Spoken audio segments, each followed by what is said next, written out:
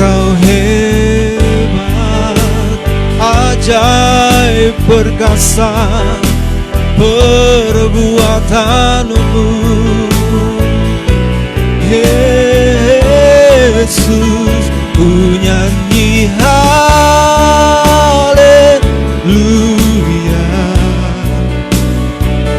ku nyanyi haleluya.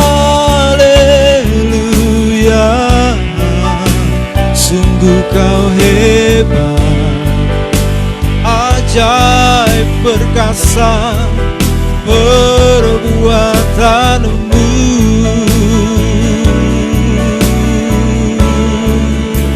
Di hidupku, terima kasih Tuhan. Sungguh kau hebat, ajaib dan perkasa. Kami bersyukur.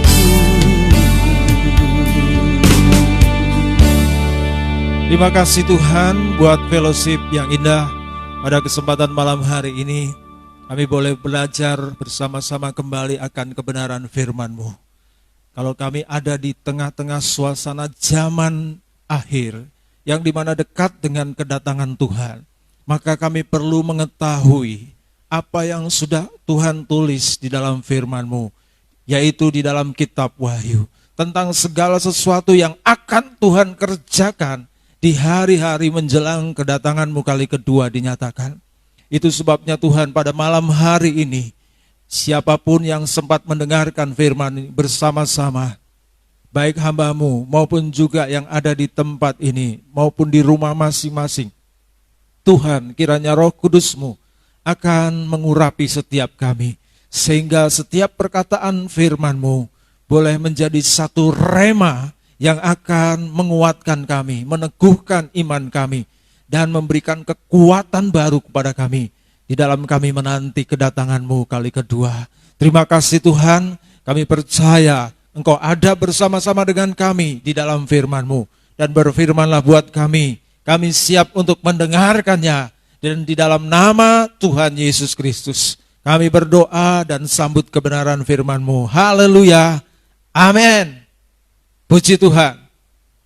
Saya sampaikan salam sejahtera kepada seluruh jemaat yang dikasihi oleh Tuhan, yang bisa menonton atau menyaksikan secara live dalam pemberitaan firman Tuhan di dalam Fellowship Bible Study pada malam hari ini. Puji Tuhan. Dan pada malam hari ini, saudaraku, saya ajak kita untuk terus belajar mengenai kitab Wahyu. Kita tahu, saudaraku, seperti yang sudah saya sebutkan di dalam kesempatan ibadah yang lalu, bahwa kitab Wahyu ini adalah merupakan satu kitab yang memang Tuhan sediakan bagi gereja Tuhan yang tinggal di dalam menantikan kedatangan Tuhan. Dan itu sebabnya, saudaraku, kalau kita di hari-hari ini belajar tentang kitab Wahyu, yang dimana di dalamnya ada suatu hal yang Tuhan berikan bagi gereja Tuhan di akhir zaman melalui Yohanes, murid yang dikasihi oleh Tuhan. Maka ini sangat penting untuk kita ketahui di dalam hidup kita. Kita tahu bahwa ada begitu banyak orang cemas, takut, ngeri melihat situasi yang terjadi hari-hari ini. Ya, dengan adanya COVID-19, kelihatannya yang dibunuh oleh virus itu sendiri lebih sedikit daripada orang yang justru dibunuh oleh ketakutannya sendiri. Kenapa takut? Karena dia tidak memiliki satu persiapan. Dia tidak memiliki satu pemahaman tentang segala sesuatu yang ternyata sudah Tuhan tulis di dalam firman-Nya. Dan malam hari ini, saudaraku, kita mau belajar sedikit dan kiranya kita boleh mendapatkan satu yang baru di dalam pemahaman kita melalui kitab Wahyu ini. Saya akan bagikan kepada kita pada malam hari ini, yaitu mengenai 7 hukuman sangkakala dan 7 hukuman bokor. Nah, kitab Wahyu ini terbagi dua.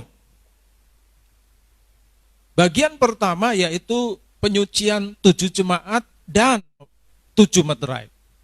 Dan saudaraku, ini penyucian jemaat bersama dengan pemeteraian jemaat, ini merupakan satu perjalanan yang kurang lebih berjalan 7 tahun. Kemudian, saudaraku, bagian yang kedua dari kitab Wahyu, yaitu hukuman sangkakala dan hukuman bokor. Ini juga berjalan 7 tahun. Jadi kegenapan sebetulnya kitab Wahyu itu adalah berjumlah kurang lebih dalam kurun waktu 14 tahun. Inilah bagian daripada kitab Wahyu.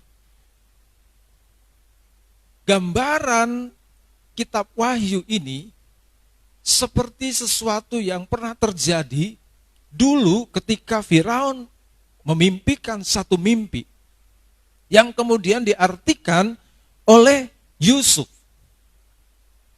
Firaun itu bermimpi bahwa ada 7 lembu yang tambun dan 7 lembu yang kurus. Ya. Dan lembu yang kurus memakan 7 lembu yang tambun. Demikian juga dengan bulir-bulir gandum. Ya, yang gemuk dan yang kurus. Dan ini merupakan satu gambaran daripada apa yang kemudian terjadi lagi di dalam kitab Wahyu. Namun, saudaraku, 7 tahun kelaparan yang diartikan oleh Yusuf ketika Yusuf menerangkan mimpi Firaun, bagi kita sekarang adalah berbicara tentang 7 tahun masa kesesakan. Dan sebelum masa kesesakan, didahului terlebih dahulu 7 tahun masa kelimpahan. Yang dalam arti kata sekarang adalah, saudaraku, 7 tahun kesempatan terakhir bagi gereja Tuhan. Dan kemudian 7 tahun kelaparan, yang artinya sekarang, saudaraku, yaitu 7 tahun masa aniaya besar. Nah, kalau kita kutip dari pernyataan Rasul Paulus, bahwa 7 tahun masa aniaya besar ini adalah merupakan bukan masalah biasa, tetapi ini masalah yang luar biasa. Karena ditulis di dalam 1 Korintus 10 ayat 13, kita akan bersama-sama membaca 1 Korintus 10 ayatnya yang ke-13, dikatakan oleh firman Tuhan demikian, pencobaan-pencobaan yang kamu alami ialah pencobaan-pencobaan biasa. Itulah pencobaan-pencobaan yang kita alami sekarang ini. Karena sekarang ini masih di dalam kurun waktu 7 tahun kesempatan terakhir sebelum masuk 7 tahun masa aniaya besar. Jadi sekarang yang dimaksud oleh Rasul Paulus, kalau kita mengalami cobaan, itu masih pencobaan biasa. Yang tidak melebihi kekuatan manusia. Sebab Tuhan setia. Dan karena itu ia tidak akan membiarkan kamu dicobai melampaui kekuatanmu. Berarti saudaraku, apapun yang kita alami di masa anugerah kasih karunia ini, di masa 7 tahun kesempatan terakhir ini adalah merupakan satu yang bisa kita atasi. Karena masalah-masalah yang terjadi hari-hari ini belum melebihi kemampuan kekuatan kita. Kita masih ada di atas masalah yang kita alami. Dan Tuhan menolong kita. Nah, selanjutnya dikatakan, pada waktu kamu dicobai, ia akan memberikan memberikan kepadamu jalan keluar, sehingga kamu dapat menanggungnya. Haleluya. Itulah masalah yang kita hadapi sekarang. Sekali lagi, masa 7 tahun kesempatan terakhir ini, masih ada kemurahan Tuhan yang Tuhan berikan kepada kita untuk kita bisa mengatasi setiap masalah. Nah, namun ketika terjadi 7 tahun aniaya besar, itu adalah merupakan pencobaan-pencobaan yang di luar kemampuan kita.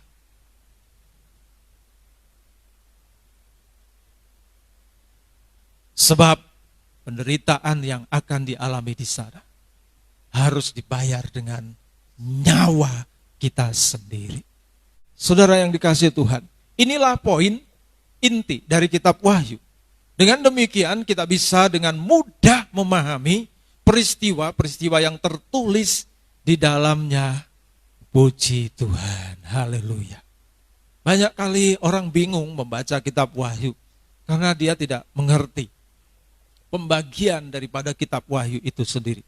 Namun pada malam hari ini, sekali lagi saya ingatkan kepada kita bahwa kitab Wahyu ini terbagi dari 2 bagian, yaitu 7 tahun masa kesempatan terakhir bagi gereja Tuhan, yaitu dari penyucian 7 jemaat sampai kepada pemeteraian. Ya, karena jemaat yang disucikan kemudian langsung dimeteraikan dan menjadi pengikut anak domba atau ikut rapture, pengangkatan bersama dengan Tuhan, ya, untuk dihindarkan dari 7 tahun masa kesesakan.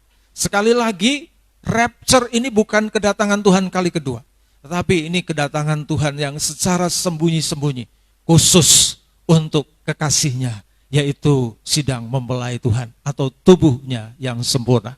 Itulah gereja Tuhan yang tidak bercacat, tidak bercela. Haleluya. Nah, saudaraku, kemudian bagian yang kedua adalah 7 tahun masa aniaya besar. Itulah masa yang disebut pra-aniaya, 3,5 tahun, dan 3,5 tahun berikutnya masa aniaya antikris. Baru selesai itu Tuhan Yesus datang kali kedua, di awan-awan, orang yang mati dalam Kristus bangkit terlebih dahulu, ya, dan kemudian yang hidup yaitu yang ikut rapture, kemudian bergabung bersama-sama menyambut kedatangannya kali kedua. Puji nama Tuhan. Sekali lagi, jangan takut membaca dan mendengarkan kitab Wahyu, karena sebetulnya kalau kita memahami dengan betul-betul kitab Wahyu ini, kita akan mengerti bahwa ini bukan kitab yang mengerikan, tetapi ini adalah kitab yang mempersiapkan kita untuk hari yang besar yang Tuhan sediakan bagi gerejanya di akhir zaman. Dan Tuhan memberikan satu bukti. Di dalam kitab Wahyu itu ada kata-kata berbahagialah. Dan ini adalah bukti bahwa setiap gereja Tuhan yang suka memperhatikan dan mendengarkan kitab Wahyu, dia tidak akan merasa takut. Orang kalau takut, dia gak akan bisa berbahagia. Cemas, gelisah, itu bukti di dalam kehidupannya tidak ada kebahagiaan. Tetapi kalau orang bersuka cita, itu bukti ada kebahagiaan di dalam hidupnya. Dan mari kita lihat sekilas, ini bukti bahwa kalau kita tekun belajar dengan kitab Wahyu, maka kita akan menikmati kebahagiaan, bukan ketakutan. Dan kebahagiaan inilah yang harus kita ambil dalam hidup kita, di dalam saat kita menantikan kedatangan Tuhan. Bukti yang pertama, di dalam Wahyu pasal yang pertama ayat yang ketiga. Ini bukti yang pertama, bahwa sesungguhnya kitab Wahyu itu bukanlah suatu kitab yang mengerikan buat kehidupan gereja Tuhan, tapi kitab yang justru memberikan kebahagiaan. Apa dikatakan? Ayat yang ketiga, berbahagialah ia yang membacakan dan mereka yang mendengarkan kata-kata nubuat kitab ini, dan yang menuruti apa yang ada tertulis di dalamnya, sebab waktunya sudah dekat.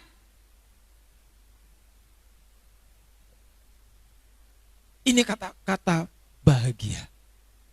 Jadi kalau saudara membaca, mendengar, menuruti kata-kata yang tertulis dalam kitab ini, Ada kebahagiaan, bukan kengerian, bukan ketakutan, bukan kecemasan, tapi kebahagiaan. Mari kita mau bersama-sama belajar terus melalui kitab Wahyu ini, sambil menantikan kedatangan Tuhan kali kedua. Ini yang pertama. Ayo baca, dengar, dan turuti kata-kata yang tertulis di dalam kitab ini. Saya hanya membagikan kepada saudara ya satu kebahagiaan melalui kitab Wahyu ini. Dan kalau saudara ingin membagikan kebahagiaan yang saudara terima, ya sampaikan itu kepada yang lain.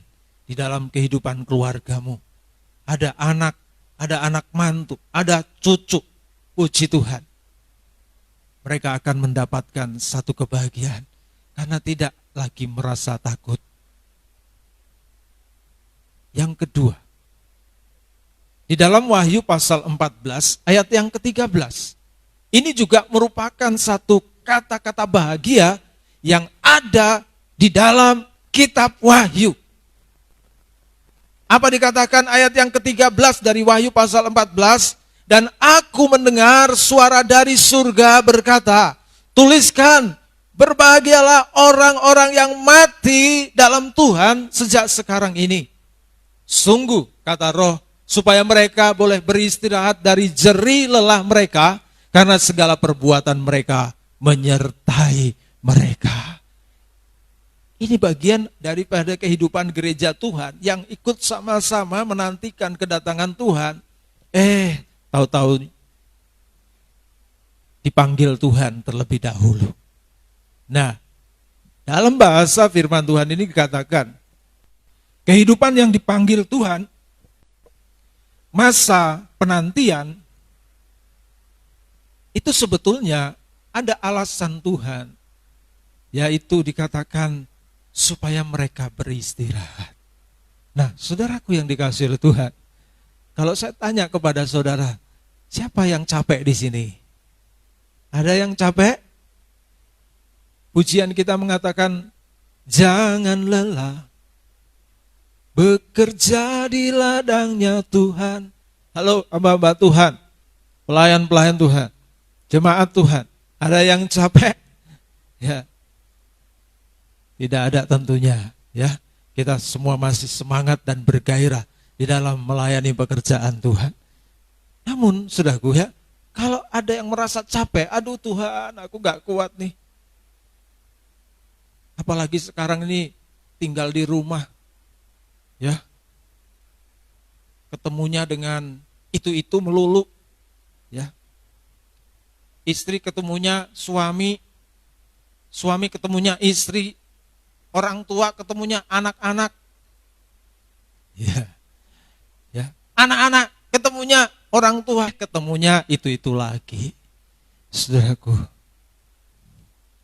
justru keadaan kita sekarang ada di rumah, kita semakin diasah oleh Tuhan, supaya kita saling, saudaraku, mengasihi satu dengan yang lain, ya, menahan diri.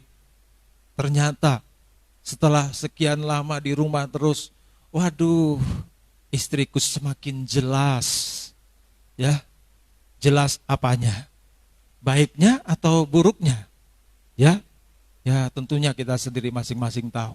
Istri juga melihat setelah sekian lama di rumah terus, melihat ketemu lagi dengan yang satu ini, ya nggak tahu lebih baik atau tambah buruk, saudaraku ya.